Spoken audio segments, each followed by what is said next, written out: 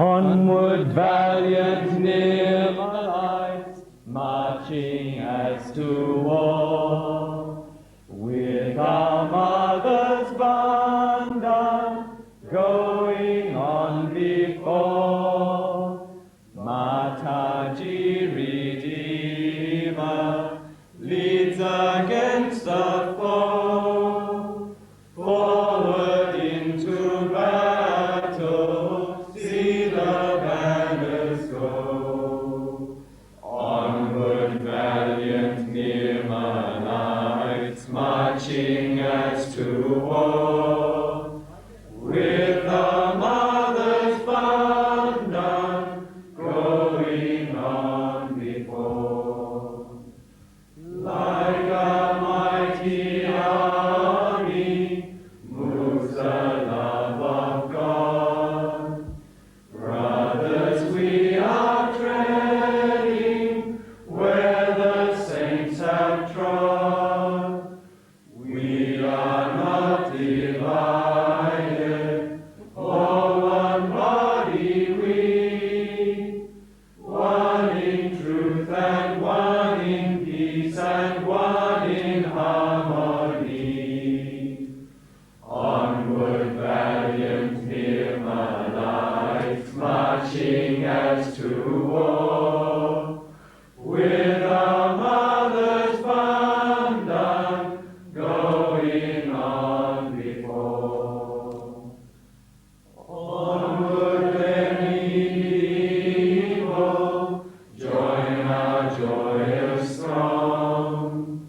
Blend with us your voices in the triumph song.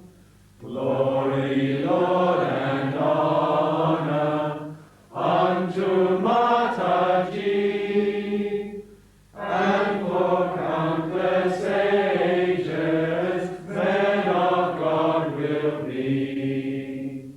Onward, valiant Nirmalites, marching as to war, with our mother's banner going on before.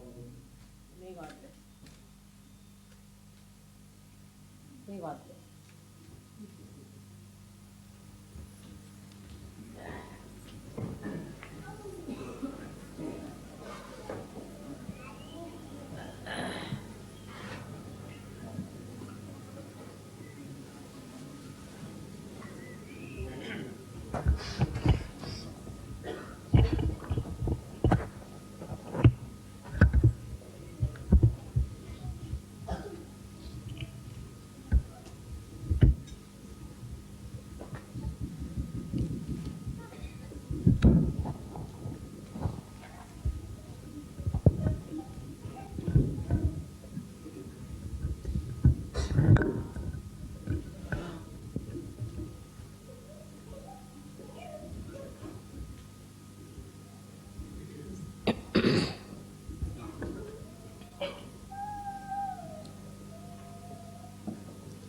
I hope today's lecture did not shock you very much.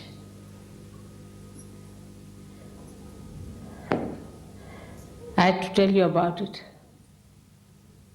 Otherwise, you would not know your importance, your greatness, your responsibilities.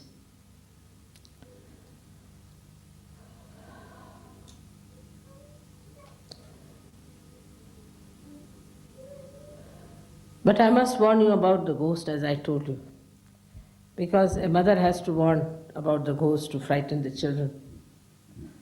That's important. And the ghost is materialism, as I said, which has become so important. Matter always tries to overpower the spirit, all the time. All the habits are formed because of the matter. Even the habits of drinking, say, habits of taking drugs, is nothing but these horrible, powerful, material things which are dead are trying to overpower us. The spirit is paramount. It is the highest thing. Nothing can reach it. It keeps you away from all these skirmishes, all the cheap and superficial problems of the world. Materialism has grown much more today than ever before. It has become very important for people to worry about things that they possess. I find in the West, it has grown so subtly and so sophisticatedly that it is difficult even to find out how far we have gone with it. It's like plastic, which can penetrate into everything and can hold it.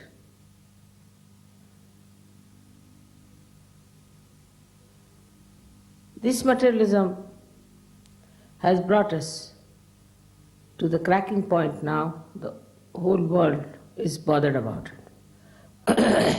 First of all, there are ecological imbalances. People are watching that trees are dying out because factories are being created out of proportion, and the factories need all the time something to be fed into them. And they go on and on and on, creating things which are not so much necessary. As I told you, it's a play of the evil forces, which is very much collective. Say for a factory starts, then clothes are made, for example. Then there's an entrepreneur who comes forward to make the clothes to be sold out. Now he is the one who changes. He starts changing the forms of the clothes in such a way that every year new lot comes out of that machine. And everybody has pile of clothes in the house. They don't know what to do with it. These are last year's, that's before last year's, that's that last year's.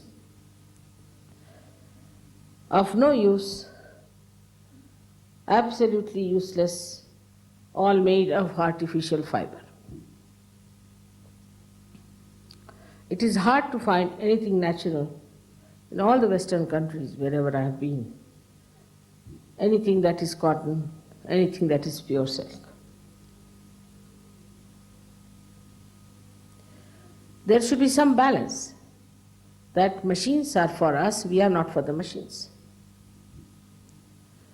Then new types of machines are coming out now to befool the people, to take advantage of their stupidity, I should say, and change one after another things as creating fashions. As I've told in America, every bathroom has a different type of a switch or a handle. You don't know which one to push. You push one handle and you might feel, you might get all the water on top of your head. It's a new style.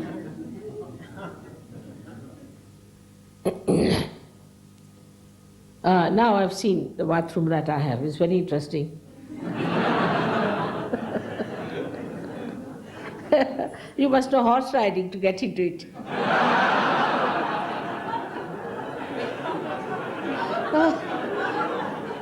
And it's all surrounded by glass. I mean, anybody would be nervous taking bath in there. There are big, big holes, you see, just as handles. Of course, these things will again go back because normalcy works out. Like in our body also, if we do anything extreme, we come back to our parasympathetic, which balances. So the nature brings you back again to the same thing. Like they said, have no marriages. Then have marriages with men. Men having marriages with men, women having marriages with women. All kinds of nonsensical marriage systems they developed.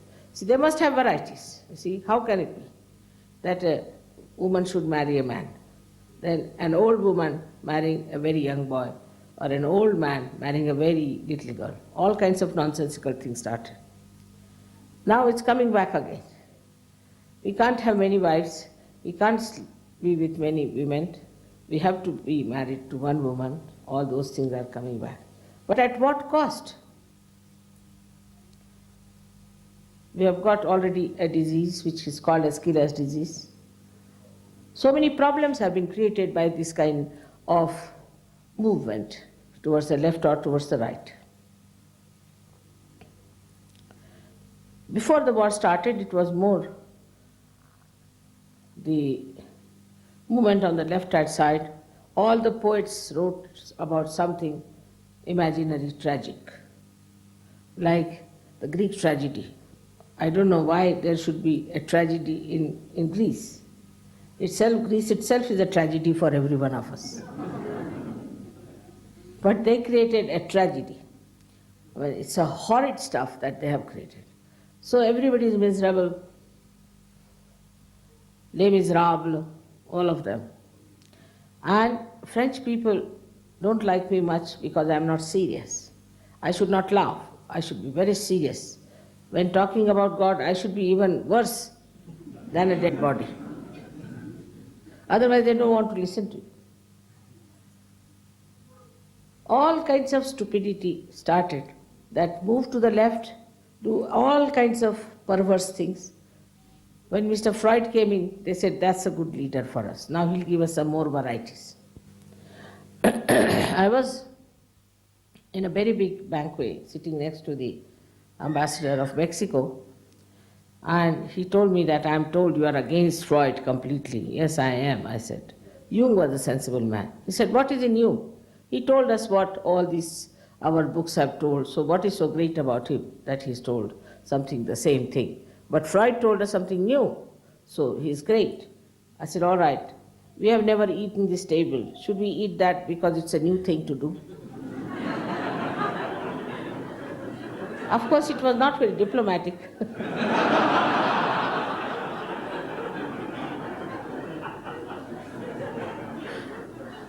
But I did say, because I couldn't help, it's kind of a funny idea. It's a new idea. Let's have a new idea. Any new idea, you just do it. Now, in Rome, they have a new idea, that they should wear all the things with the sequences, all over. Now, the sequence thing you cannot wash much. So today they'll waste all their money on the sequence. Tomorrow they cannot wash it, they'll get dirty, so they'll start on something else.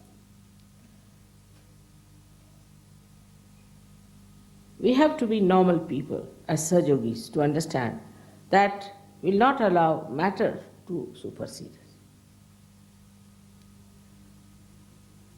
Now, today, just to celebrate the Sahastrar day in full way, I thought of wearing a sari with many chakras. It has some symbol. It's a symbolic thing. And a starry sky that you see all over to represent that, the blue color. Blue color is the sign of depth. It has some symbol.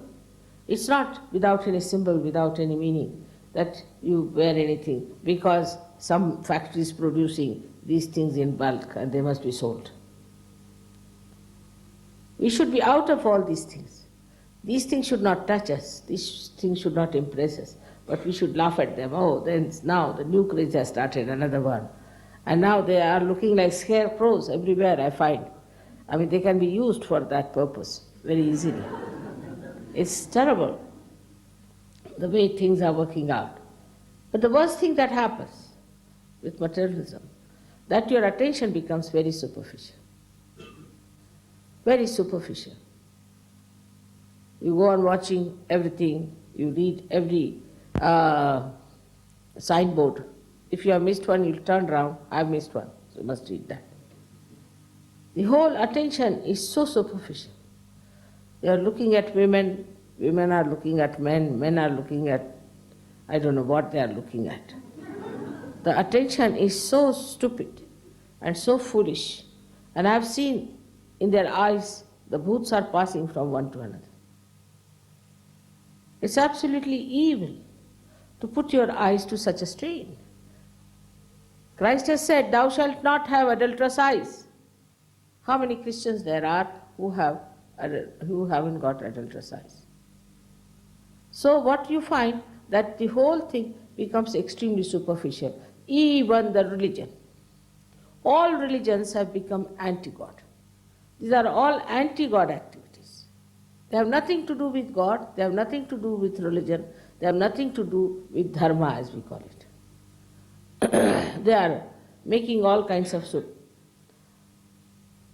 advertisements that they are very religious, that they believe in God, that they are doing all good things. Christ, who lived under very meager circumstances,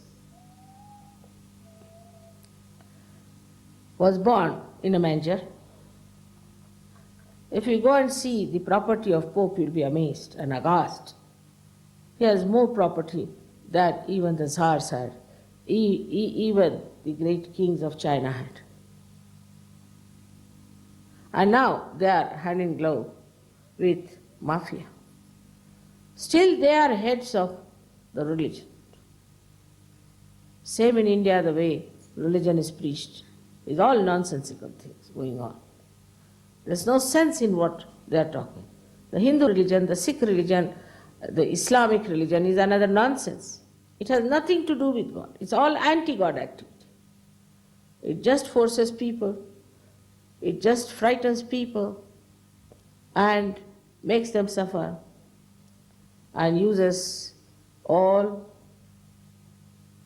the property, the wealth that they have. What is the interest of a person who is religious in the property of other people? Why should he be interested in getting the property of another person? He should not be. On the contrary, he should be happy to see that somebody is happy, well off, with his children, enjoying a nice, happy life. But there's no end to this greed. The greed is so much that it's impossible to call these people religious by any chance. And they are the ones who are talking on religion. Then the other side of it, not only the greed, the lust. The lust is so obvious, is so vivid, that one cannot believe that these people have anything to do with religion. So it follows with the superficiality once you get materialistic. Then, materialism also gives you certain ideas. That you must have legs like this, you must have nose like that, you must have eyes like that, you must have body like that. So everybody starts working on that. In America, in the morning, if you get up, everybody is running on the streets, whether old or young. Some people died of heart attacks on the streets. They said now they are having a new craze, what is it called, as jogging. And I had an Indian girl with me, and she said, she woke me up, she said, Mother, get up, get up. I said, what has happened? Something gone wrong in this place. I said, why? Everybody is running. I said, they are jogging. No, even old people are running. How can it be something like that? I said, it is their style, you'll forget it, let me sleep.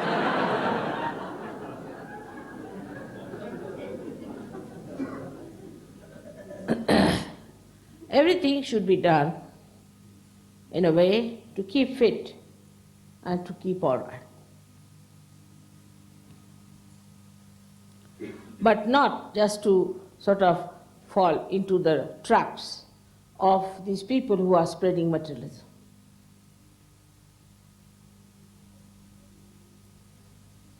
I told one lady, she was very thin already, and I said, why are you thinning more? She said, because the modern clothes don't fit you. So I said, is it that according to the modern clothes you are going to make your body. She said, you have to, otherwise how will you wear the dresses? I said, this is horrid, absolutely horrid. Horrid system that they force people to wear the dresses whatever their standards are. It has killed all the arts, all the handmade things, all the real things. It has brought everything artificial, everything superficial. The attention is so superficial. Just now I was watching a film, some sort of an American film. Everybody was sick. Everybody was mad. I mean, I couldn't understand how could any human being behave like this. I have not known people like that myself. But they showed a sick man behaving in a very sickly manner, supposed to be a hero.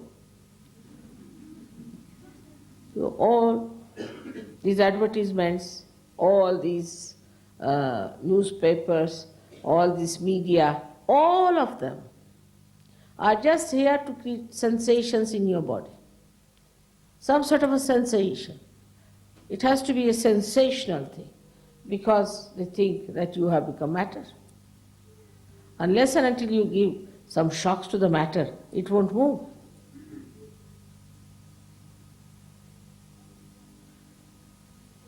And that is what they have brought you to.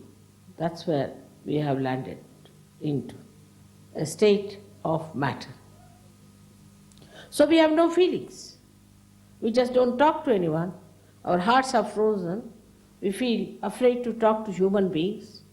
We cannot tolerate our children in London in every week. In London city, not I am saying England. They are killing 2 children every week. We have no love for our children. We can't bear our children. We have no love for each other.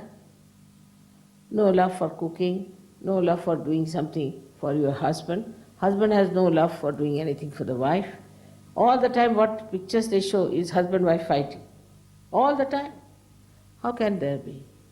There's no love, there's no affection, there's no kindness. What is the fight going on? Why did you spoil the carpet? She said, no, I didn't spoil the carpet. The children spoiled it. Then why didn't you clean it? The fight is on. For what? For the carpet? What is this carpet? Is it a permanent stuff? Well, what is important? They have to sell the house tomorrow. They have to sell the house, the carpet must be neat. So everything is sellable. Everything has to be sold, even the wife, husband, children, everything.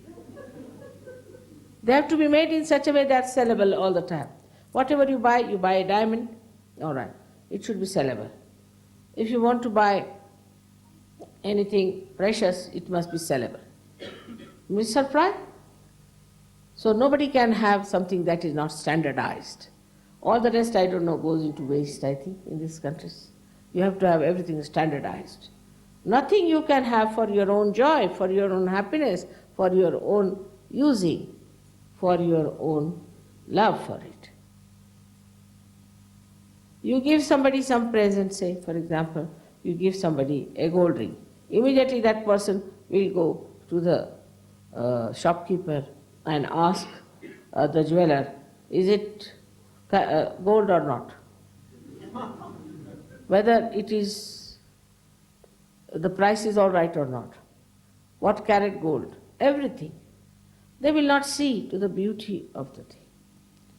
They will not see to the way the feelings are being expressed. What they will see is whether it is sellable or not. Later on, if I want to sell it, even the presents, if I can sell it, it's better to find out. So the whole attitude towards life is that everything is valued in money. Everything is valued in money. What is the damage? How much it will cost? How much we have to pay? How much for the child bearing? If you have one child, how much it will cost? Immediately they'll go to the computer, find out how much it will cost.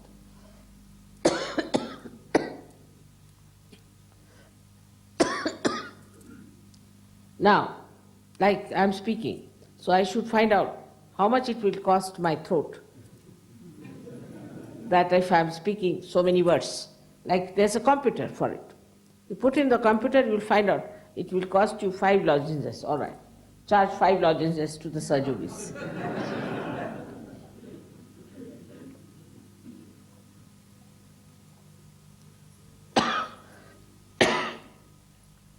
There's no feeling.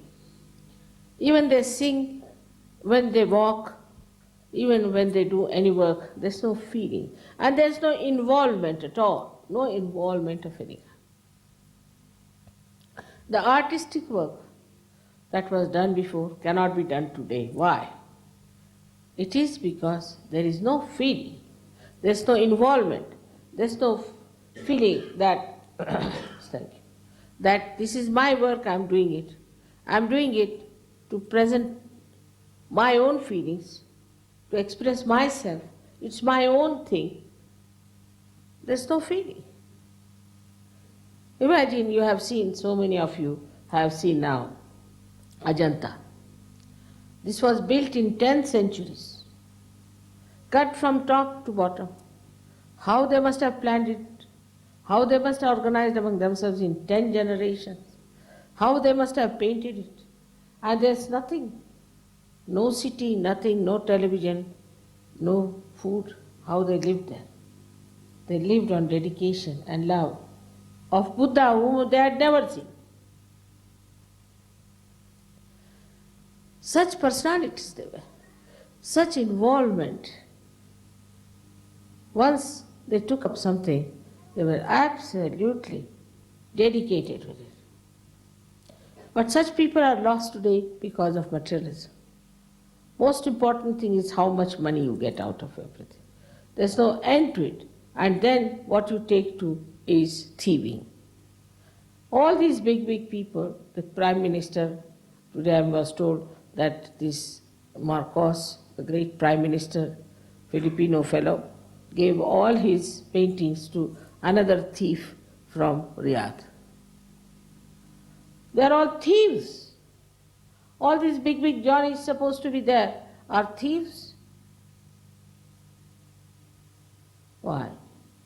What are they lacking? What are they afraid of? Why do they do that? They are afraid that they'll be found out that they are thieves.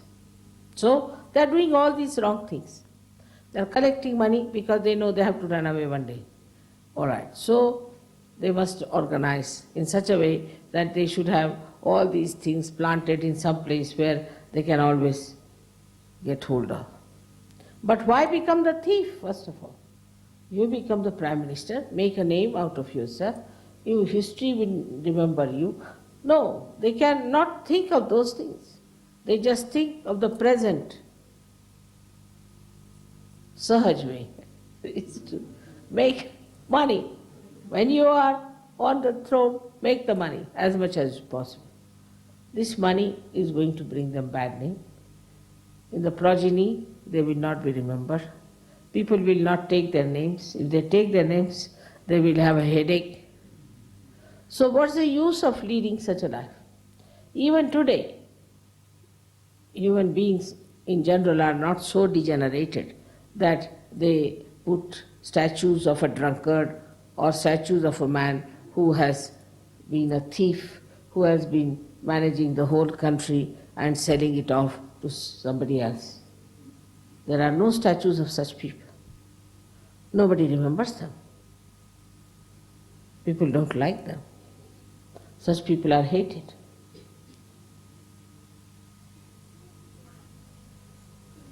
And even if there are statues of such people, I've seen that of Stalin, they have removed them.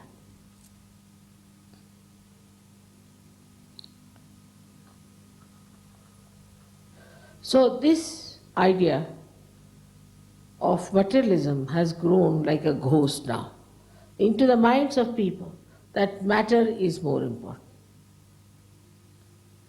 That materially if you are all right, you are all right. The other side of it is that you must show that you don't care for matter, that you are not bothered, like these anti-culture people. But no, materialism is within them. It is ingrained in them. It's in their blood. They can't get out of it. By showing off that we make our hair in such a manner that we don't need a barber. Or else we dress up with dirty clothes with holes in it to show that we don't care for matter. It's not so. By changing the matter, you do not change the inside within yourself. Inside is changed when you look at the matter as a witness. Matter has a purpose. You should know the purpose of the matter. If you know the purpose of the matter, then you have value. Your value system is correct. For example, this has a purpose. It has a purpose that it must deliver the lecture properly. But if this purpose is not served, it is no good. In the same way, everything has a purpose. What's the use of buying 50 artificial blouses or 32,000 shoes as this lady had, Mrs. Marcos, when she's not going to use even 2 out of them? It has no feeling, it has no meaning, it's selfishness, it's self-centeredness. It's thinking about yourself all the time. Now, you want to give me a sari. In Marathi it is called as potzakni. Means the covering the womb of the mother, the stomach of the mother. Because she's put us there, she has given us birth, so we must give her something to cover it. It's a very humble way of saying. Now you give me a sari. I don't know when I'm going to wear all this, but whatever it is. Just give me a sari with a feeling. Now maybe I may never wear it. I may wear it also. But the progeny will see what you have given to your mother. I'm not going to carry it with me. Nobody is going to carry the matter with them. But it had a purpose, it had a meaning, it had emotions behind it. It was given in a puja when so many people gathered. You gave to your mother. When people will see it, they'll be so very happy. Oh, the Sydney people gave this, or the Australians gave on this Sahastrar day. See, even the vibrations flow. Just that. This is what it is. Now, it has no purpose if you put something up in a puja, which is not necessary. It has no purpose at all. It has no feeling. It has no meaning. It is valueless. For example, if you put this up, say, into my bathroom, it is useless. Especially this one. Because I can't even sing there.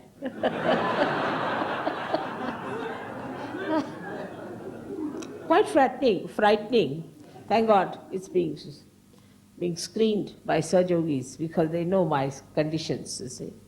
But it's so sweet to see the way they have covered it because they know their mother would be quite nervous to have a bath in a glass bathroom.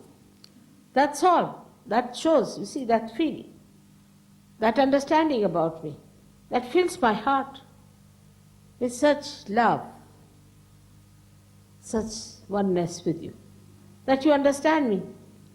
That mother may not like, you see, this kind of a glass business. It's so sweet to do those things for me. Little things here and there, whatever we do for others, are so suggestive of our love, of our feelings. And this is what you have to express today, not the materialism. We don't have to express that we were very rich people or that we had lots of diamonds and we had ornaments and nothing. That is not needed. No, we were people of great feelings. What they brought for Christ was leaves of palm tree. singing Hosanna, Hosanna, Hosanna, like the way you are singing today. What these palm trees are, even today they are remembered, they'll be remembered eternally. The palm trees that were used for this. They didn't think about it. They didn't know what to get at that time. Whatever was available, they got it and started singing Hosanna, Hosanna to Christ. All these little things become so important because you have given value to it. A little piece, a little clay, if you take and put art into it, put your feelings into it, then that becomes expensive. Even economics can show that it has become more expensive. But if you give it feelings, and if you give it to someone with your love, even that adds to the value. To that person, it's very valuable.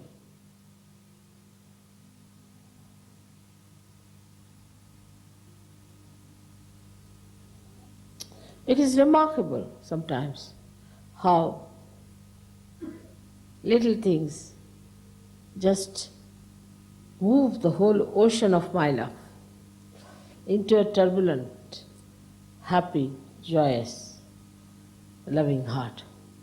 I sometimes feel that how these little things that they do and care for me, express their love, just moves me to the highest point of joy.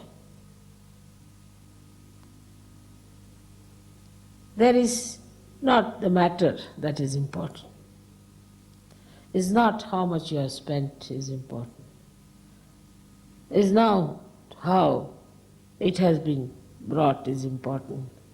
What is important is how much thought you have given to it. And that is what is lacking, that there is no thought. We think, but we do not give thought. It's two things. Different. We just go on thinking, doing nothing. And to give a thought to a thing is a sign of depth and understanding. When the matter is given thought, then it becomes important. Without the thought, it is useless. It is sellable all the time. Everything is sellable. It has no meaning. It has no value. I hope you will all get out of this ghost and get out of the clutches of these entrepreneurs who are trying to ruin you. Try to have things which are full of feelings, which are having some meaning. And also try to give it to others things which can express your love. Matter has one great value, that through matter you can express your love. You can express your feelings for a person. Now today, at the last minute, I was just struggling to get some presents for you. I mean, it was such a struggle, you can't imagine. I was in a big mess there. The house was in a mess and all kinds of things happening. The puja in the morning. Until about 12 o'clock, I could not leave Pune. So there was no question of buying anything in Bombay. So I had to do in a very short time, through other people's help, some sort of purchases. And I've been able to buy some few things for you. So please accept them as a token of my love for you. Moreover, I brought some mangoes, quite a lot of them. And this your custom authorities have taken them away. I was very unhappy. They could see that. I said, what's this? Are you going to eat these mangoes? They said, no, we are going to fumigate. I said, after fumigation, you give it to us. For my children I brought. So they understood it and they agreed. So I hope we get the mangoes for you on Monday. After all, it's a small thing, but after all, this is the time for you to eat mangoes.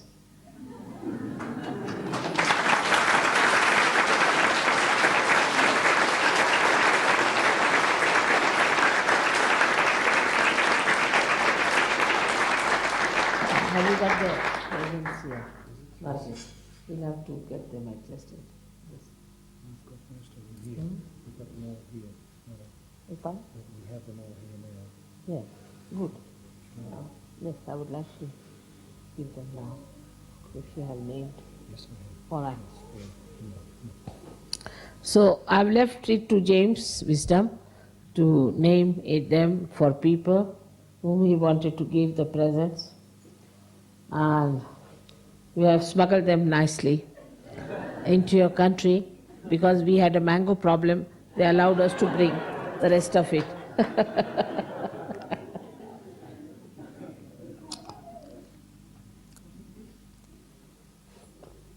These are two, I think. This cloth can make two of. This is quite big cloth, I think. This is for one. This is for 2 shirts. That's what they told me. Well, I thought that Tell Rustam to see it. There are 2 for 2 shirts. we thought for 2 What? pujaris. We thought for 2 pujaris. 2 pujaris. Which one? 2 kirtars. Kirtar each for pujaris. Puja. So the pujaris. What's it? The 2 pujaris. 2 pujaris. Yes. we Or have. 2 pujaris. One each. Who, A kirtar who are the each. 2 pujaris? Peter Swartz and Robert Henshaw. You announce yourself. Peter Swartz and Robert Henshaw.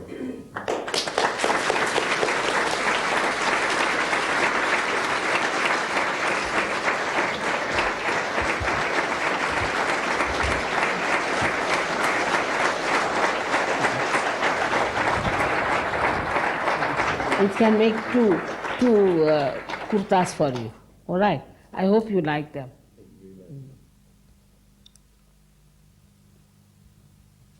That's for you and your wife. So I'll call her.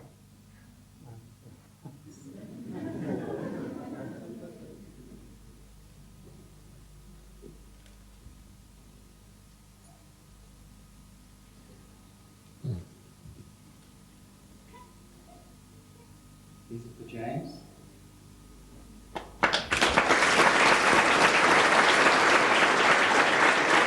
I think you give it to me and I should give.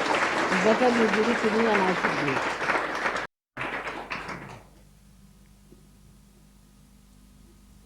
That they would like. All right.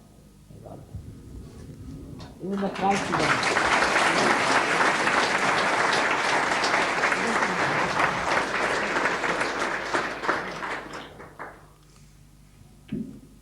So, Diane.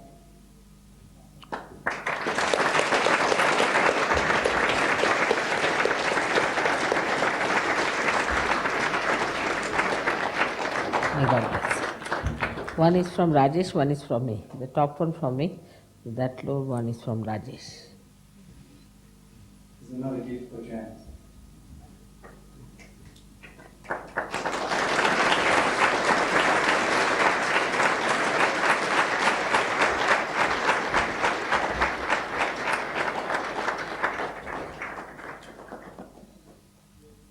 May God bless you.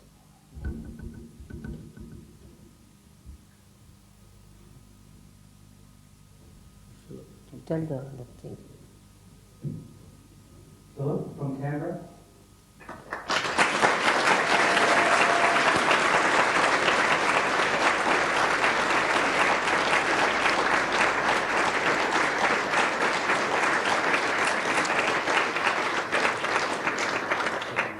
India doesn't allow you to bring any silver, any ivory, and any gold. And no crocodile skin also. So they want to keep everything that is best with them. They are also become materialistic. Michael Sweet from Melbourne.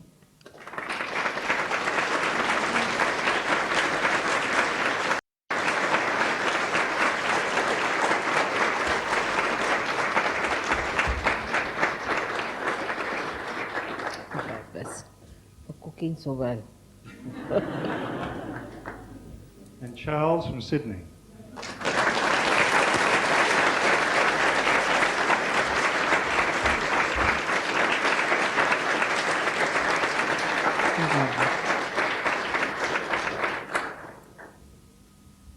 And Rajam from Sydney.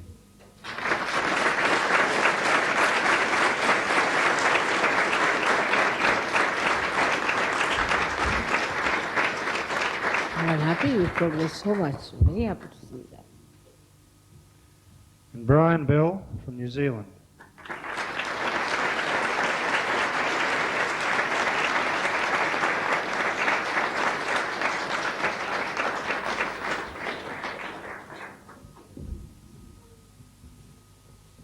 You've got a good one, I must say. That's beautiful. To the left. Very fragrant. You see the fragrance is very much. Oh, it's beautiful.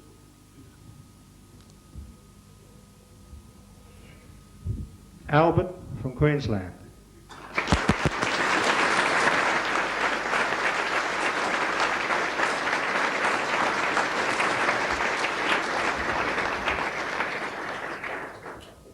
That's the Lakshmi.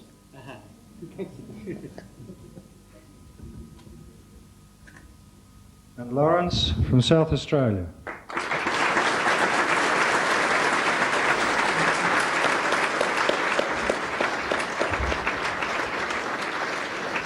Again, Lakshmi for you.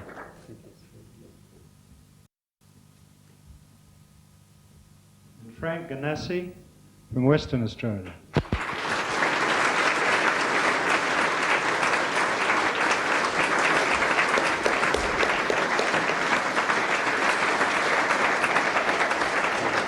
Easy nothing. Frank has done such wonderful work in Shuri camp. Frank, Paul, and Fogarty have done.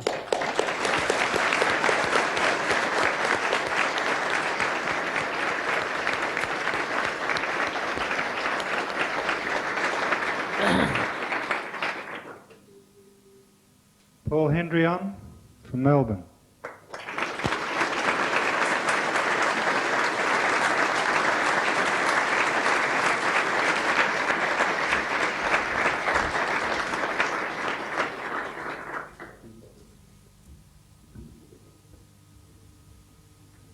Ray Collis from Sydney.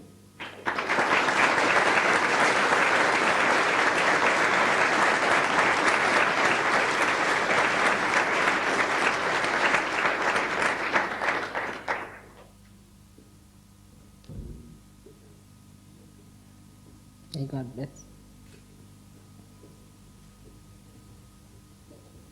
And Martin Chalice from Sydney.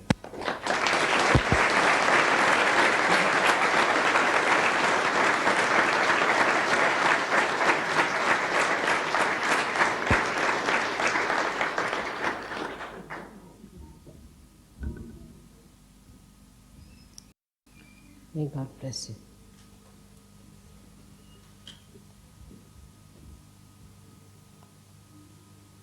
And Ephraim from Greece.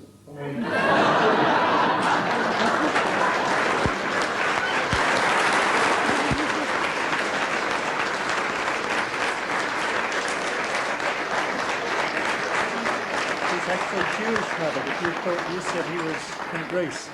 So.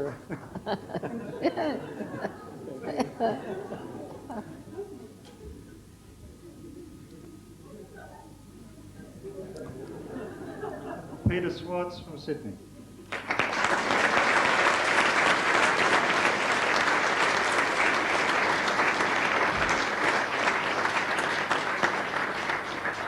These are really very small presents, but you see, smuggling business.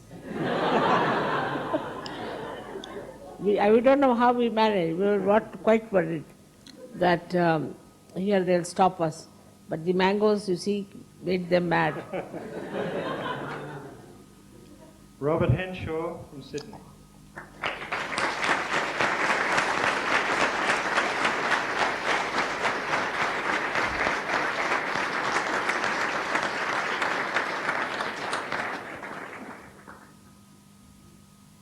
Peter Airfeld from Sydney.